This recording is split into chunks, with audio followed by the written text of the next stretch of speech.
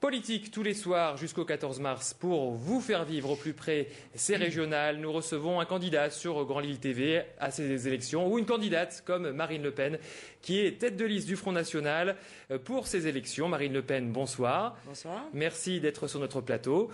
Dans notre précédente édition, on s'est plus intéressé à vous et votre parcours. Et dans cette édition, on va tout d'abord regarder de plus près les listes que vous présentez. Alors, quelles sont les particularités de ces listes ? C'est qu'elle ressemble aux habitants du Nord-Pas-de-Calais. Vous voyez, il y a de la diversité, c'est de la diversité d'âge. Notre plus jeune candidate a 18 ans.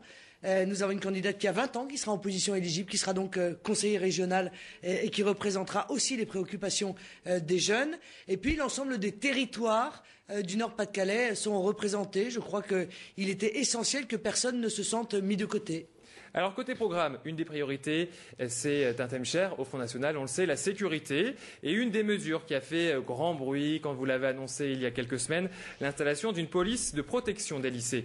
N'est-ce pas aller trop loin dans tout le sécuritaire que d'installer des policiers dans les lycées? Mais il ne s'agit pas d'installer des policiers dans les lycées, il s'agit de créer un corps de la police qui soit spécialisé dans la gestion de la délinquance juvénile, qui est quelque chose de bien particulier, qui soit capable de suivre plusieurs lycées difficiles d'ailleurs en connaissant exactement qui sont les délinquants, quels sont leurs parcours, les bandes et éventuellement même quand ils existent, les gangs et intervenir à la demande notamment du chef d'établissement. Vous savez, c'est pas les surveillants qui vont pouvoir régler les problèmes de délinquance ou de criminalité. Les surveillants, ils sont là pour rattraper le gamin qui est arrivé une demi-heure en retard ou qui chahute dans le couloir. Il doit régler les problèmes d'indiscipline, pas les problèmes de criminalité et de délinquance. Ça, c'est le rôle de la police. Et moi, je crois qu'il est essentiel de créer cette police de protection des lycées. Vous savez, quand on avait fait la proposition de la police régionale des transports en Ile-de-France il y a plusieurs années, tout le monde a ricané, puis tout le monde a fini par la voter. Bon, tout l'ensemble des groupes. Donc je suis sûr qu'un jour ou l'autre, on en arrivera là. Et puis la carte scolaire infalsifiable pour éviter les intrusions extérieures qui sont souvent à l'origine de la délinquance. Mais ça ne peut pas se faire en dehors du lycée, en dehors de l'enceinte du lycée, cette police, cette surveillance de la délinquance? Elle se fera aussi à l'extérieur du lycée. C'est justement pour éviter que la délinquance gangrène le lycée et refaire du lycée un véritable sanctuaire qu'il faut que cette police de protection des lycées soit spécialisée dans la délinquance des délinquants lycéens qui sont scolarisés. C'est une évidence, mais vous savez pourquoi nous nous intéressons à la sécurité? Parce que c'est une préoccupation de la population. Nous sommes les seuls dans cette campagne à avoir un projet en matière de sécurité. Pas un seul des candidats, ni l'UMP, ni le PS, ni les Verts, ni le PC, n'évoque même la problématique de la sécurité, alors même qu'un sondage vient de démontrer il y a quelques jours que c'était la deuxième préoccupation des habitants du Nord-Pas-de-Calais. Nous avons le devoir de répondre à cette inquiétude. Deuxième préoccupation, la première, j'imagine que c'est l'emploi. Bien sûr. Justement, concernant l'emploi, en plus c'est dans l'actualité, parce qu'aujourd'hui, on a annoncé que le taux de chômage en France avait atteint un taux historique d'il y a 10 ans. Qu'est-ce que vous proposez, vous, au Front National, pour ces régionales, concernant cette question de l'emploi, la première priorité? Que les téléspectateurs ne soient pas dupes. Ces chiffres sont les chiffres officiels.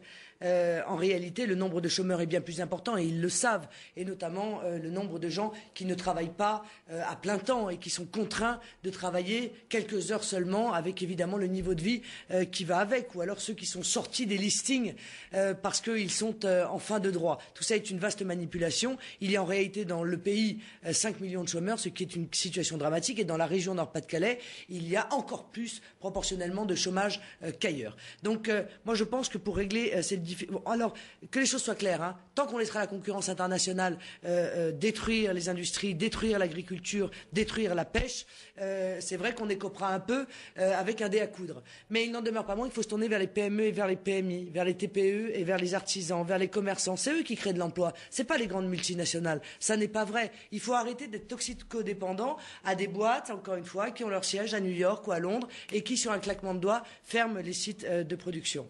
Alors, qu'est-ce que vous proposez concrètement si demain vous êtes élu président du Conseil de Nord-Pas-de-Calais? Nous proposons toute une série de propositions qui sont extrêmement concrètes. Vous voyez par exemple une chose, il y a un très mauvais score dans la région Nord-Pas-de-Calais des transmissions d'entreprises. Il y a des milliers d'entreprises dont les chefs d'entreprise vont partir à la retraite et qui, si elles ne sont pas reprises par un jeune, vont disparaître avec évidemment leur savoir-faire et accessoirement leurs salariés. Eh bien nous proposons que la région mette en place un viager économique, c'est-à-dire que la région soit caution de ces jeunes repreneurs qui pourraient sur plusieurs années ainsi payer le prix de l'entreprise qu'il rachète, la faire vivre et continuer à faire vivre les salariés qui y sont. Parce qu'en ce domaine, la Chambre régionale des comptes a été très dure avec le président Percheron. Il a dit que les chiffres en matière de transmission d'entreprise étaient très mauvaises. Et puis, je crois qu'il faut aider l'agriculture. Il y a une exception culturelle française, vous savez, c'est le fait d'obliger à diffuser des œuvres françaises au cinéma ou à la télévision. Eh bien, il faut faire une exception agricole régionale. C'est-à-dire que dans tous les marchés publics, il doit y avoir une proportion de produits qui soient des produits de la région, que ce soit des produits de la pêche ou que ce soit des produits de l'agriculture. Ce sera meilleur pour nos enfants sur le plan de la santé et ce sera bien meilleur évidemment pour la région en matière d'emploi. Et donc Marine Le Pen également pour le développement durable, un peu comme Europe Écologie. Mais le Front National a toujours été pour produire au plus près et retraiter sur place. Et c'est pour ça que je trouve que les Verts et qu'Europe Écologie sont en totale contradiction avec leurs propositions, parce qu'eux, ils sont pour l'ouverture des frontières. Alors on ne peut pas en même temps être pour l'ouverture des frontières et accepter que le cochon qu'on mange ait fait 50 000 kilomètres pour arriver dans nos assiettes, et en même temps venir nous parler d'écologie. Ça, c'est la grande contradiction d'Europe Écologie. Il devrait pouvoir s'expliquer là-dessus, mais il ne s'explique pas beaucoup. Alors vous prévoyez également une baisse de 10% des impôts en 4 ans. Est-ce vraiment réalisable de baisser autant les impôts? Écoutez, nous avons budgétisé notre programme.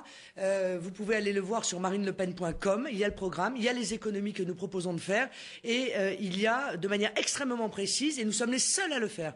Aucun des partis n'a fait de budget. Vous savez, on lance des grandes promesses, les trajets à 1 euro, les portables gratuits. D'ailleurs, tout est gratuit si vous les écoutez, ces candidats. Le problème, c'est que derrière, il y a bien quelqu'un qui a son carnet de chèques et qui paye, c'est le contribuable de la région. Eh bien, nous avons fait des économies qui sont budgétisées et nous proposons effectivement, et nous y arriverons, à baisser les impôts de 10% sur la mandature.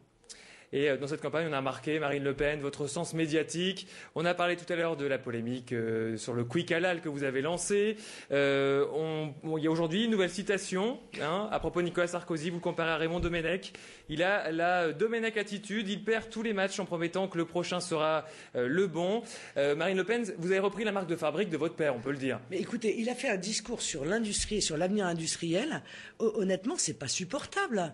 Il nous resserre des vieilles recettes qui manifestement ne fonctionnent pas, et il nous explique à chaque fois je suis très très mauvais, j'ai des résultats très très mauvais, mais vous allez voir, ça y est, j'ai enfin compris, demain ça va aller mieux. Bon, je crois que les électeurs, il faut qu'ils arrêtent de se faire avoir par ce type de discours, qu'ils se rendent compte que les actes ne suivent pas, et si ce n'est pour eux-mêmes, mais bon sang que pour leurs gosses, ils réagissent, et le seul moyen de réagir, c'est d'aller voter. C'est sûrement pas de s'abstenir, Ça, que les choses soient claires. Vous savez, la sagesse populaire dit qui ne dit mot consent. Eh bien, si vous consentez pas, il faut dire, et le meilleur moyen de dire et de hurler votre mécontentement, c'est d'aller voter le 14 mars.